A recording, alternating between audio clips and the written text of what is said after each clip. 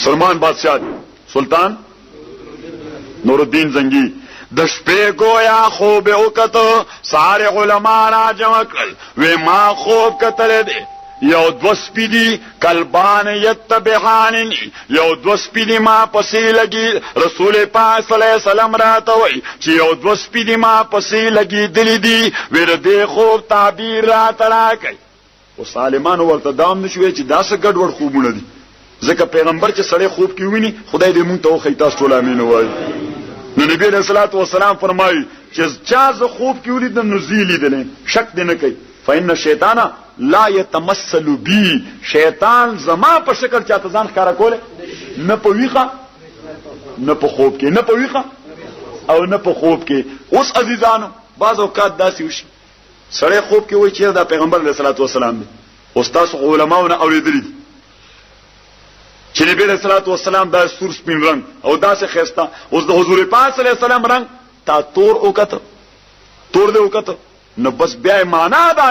چې ستا عمل دومره خبيث عمل دی چې نبی کریم صلی الله علیه وسلم باندې داغه ناپاک ریفلیکشن کیږي نور دا شوبه پکې نشته چې ګنې تا پیغمبر نه لیدلې او چې ذهن کې درال خوب کې چې دا پیغمبر دی عزیزانو ما بل ملګرو ته سبق کې ذکر کو دا فقهاو بازو لیکلي دي چې دا ځای د انفقه دا انفقه او دا ځای د غزارین دا کله ضرورت په وخت باندې خرول جایز دي ګیره چې پرې دا ضرورت په وخت باندې خرول نور خو تاسو ضرورت باندې پويږئ کنه اګه نه پويږئ بیا مانه تقریر نه پسته پوسو کوي اوس چې ډیماند وشي سپر پاور طرف نه چې دا د خلوی شوړه ده دا خو لک صفاکه کنه خدای دې ورکه نو بیا فقها وای چې خیر دا ځای ضرورت په وخت کې خرول جایز دي ما هغه جواز باندې عمل کو نو یو وار می دا ځایونه صفا کړل او می خرول رسول الله صلی الله علیه وسلم ما خوب کې وکړه نو حضور پاک صلی الله علیه وسلم ګیره مبارکه لنډه وا کینچی کړي وا زما یو استاد دی هغه ته ورله مېجی داسې می کتلې دي نو ما ته وی چې مولانا صاحب ریفلیکشن د پیغمبر علیه الصلاۃ والسلام باندې حضور پاک د کار باندې خوښ نه دی د کار باندې لیدل خو دې مغه دی خو ریفلیکشن په شوی د ستاره دی ځای نو تاسو نبی کریم علیه الصلاۃ والسلام ګیا هغه یقین چې کله ښکارا شو نازیزانو عرض وکړه تاسو خدمت کې چې اوس جناب رسول الله صلی الله علیه وسلم ورته چې کلبان یتبعاننی یو دو سپیدی ما پسې لګي دلی دي علماء ته ویس وی چې مونږ په تعبیر نه پويګو څه شي په دویمه شپه بیا خوب وکړو اغه بیا وای چې نه په پويګو پدرې مش پچ بیا خوب ګوري نو نور الدین زنگی رسول الله علیه صلوات و سلام سره اصرار وکړي چې جی وی خیرات چې دا سوق دي څنګه سپیدي حضور پاک صلی الله علیه وسلم ورته هلیو خولا چې باقاعده بزرگان والا هلیه جوړ کړی دا غټي ګری دي معزز پټکی والے دي تسبیح پلاس باندې دي اساګان ورسره دي خلق په د بزرگانو شوبا او د بزرگانو ګمان او یقین ساتي خو هغه ما پسې لګیدل دي سلطان نور الدین زنی سار علما او غوستل چې حضور پاک صلی الله علیه وسلم راته دا شی ویری دي خو دا کسان به دواړه معلومه څنګه آی ورته تا د چې کوم خلیه خوله وې 100% دی راته یاد ده اوس د لمخه تراوس نظام چې مدقه خوله ده دغه دی آی ورته نو بیا یو چلو کا وې دا مدینه منوره او د دې مضافات د ټولو د پاره اعلان وکا چې هر بالغ نارینه په فلانی تاریخ دراشي فی کسب دومره پیسې ورکو فی کسب نو ټول خلک برازي ټول خلک به ځکه پیسو د تقسیم د څوک پاتې کیږي نه د پیسو تقسیم پاتې کیږي پاتې اسه که اوس اعلان وشو دلته چاوي چې بار میر افضل خان سے پیسې را لګړي 1500 روپے تقسیمای نو والله که تاسو ما سره بیا وکړم باندې ټول منډه کوي چې مولا صاحب ته قاسم د خدای په کار اخته اوس مونږ له کار باندې اخته کې دا 1500 روپے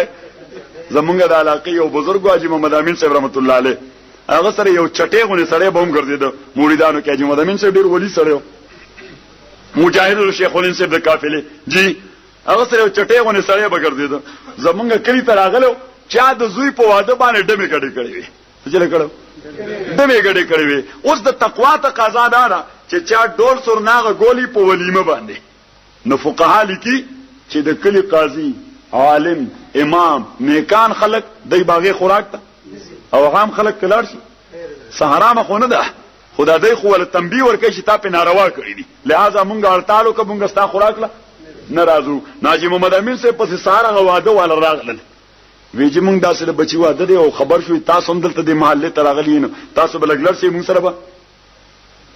دعا وکي حاجی صاحب رحمت الله علیه ورته زخه بالکل نظم وي او زما ملګری به هم څوک نه دا وی حرام ده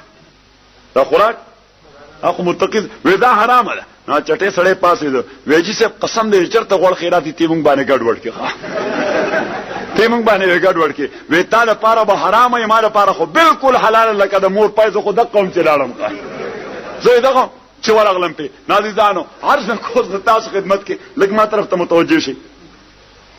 جوس دغه قران کریم د حقوق په اعتبار باندې یو 15 حق لري سو حق لري او دا 15 د انسانیت ذمہ داری ده یوا قرآن کریم فرمایل چې فآمنوا بالله ایمان ساته الله باندې ورسوله الله تعالی پر رسول باندې نو حقوق درته خیم خو سلطان نور الدین زنگی رحمه الله ورته چې دغه سي جی خلق راځه مش مخلوق راغه نور الدین زنگی پیسې خو ورکه یو سړی ته زرګونه خلق تقسیم شو سړی پیدا تپوس کې او خلکو څوک د مدینه منورې چا په چل کې ویاو جی دغلت یو دوا اولیاء الله دي درویشان دي آلته مدینه منورې نه بار سارا کې ځان له کوټه جوړه کړی ده الله الله کوي سلطان نور الدین زنگی شو ویل تزو آلته ورغلل بس څنګه په دروازه وردن به خو باسا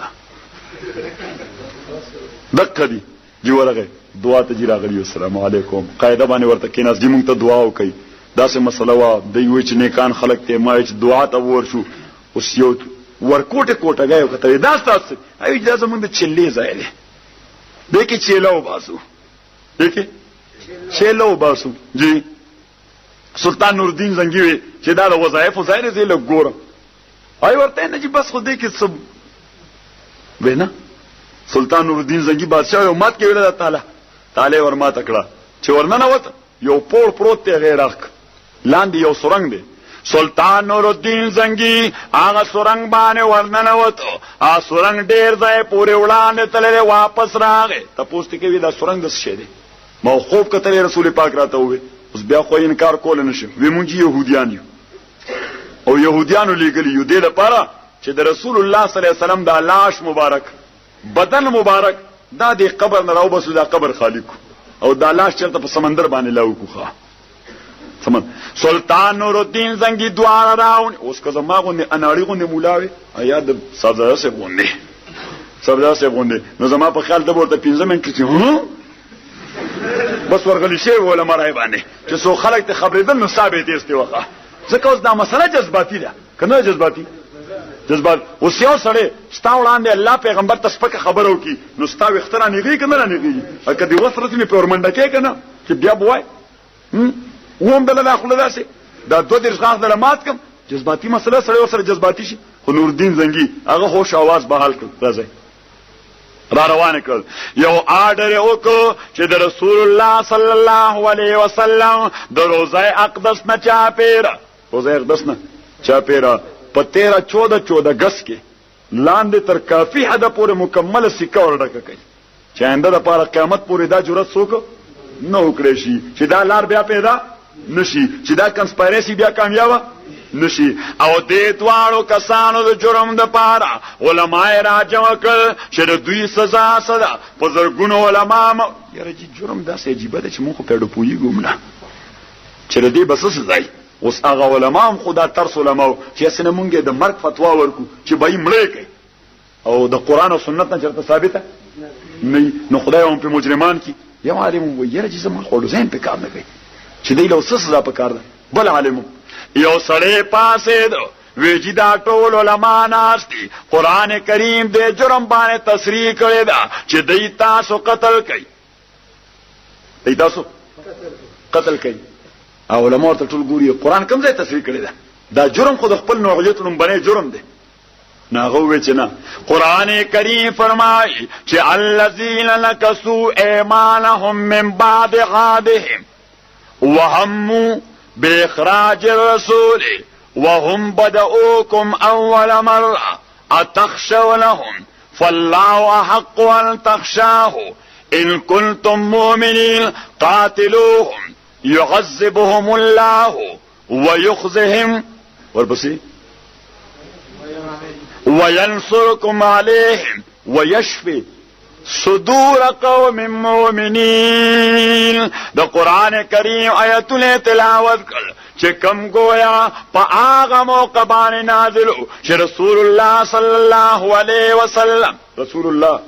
صلی الله علیه وسلم اهل مکه او د مکه معظمین استلو او اهل مکه رسول الله علیه الصلاۃ والسلام باندې جنگ مسلط کړو میدان بدر کې سیکړو جنگ مسلط کړو میدان اوس دا ټول خبرې وي چې دې سره مؤمنان سخت په غوسه نو الله فرمایل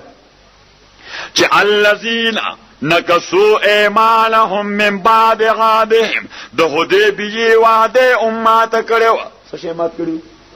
حدیبیه کې یو معاهده د رسول پاک صلی الله علیه وسلم او د عالم قوم یې کې شو چې لس کالو پورې به جنگ نو وار پکته کړو 2 کال بعد مشرکان هغه وعده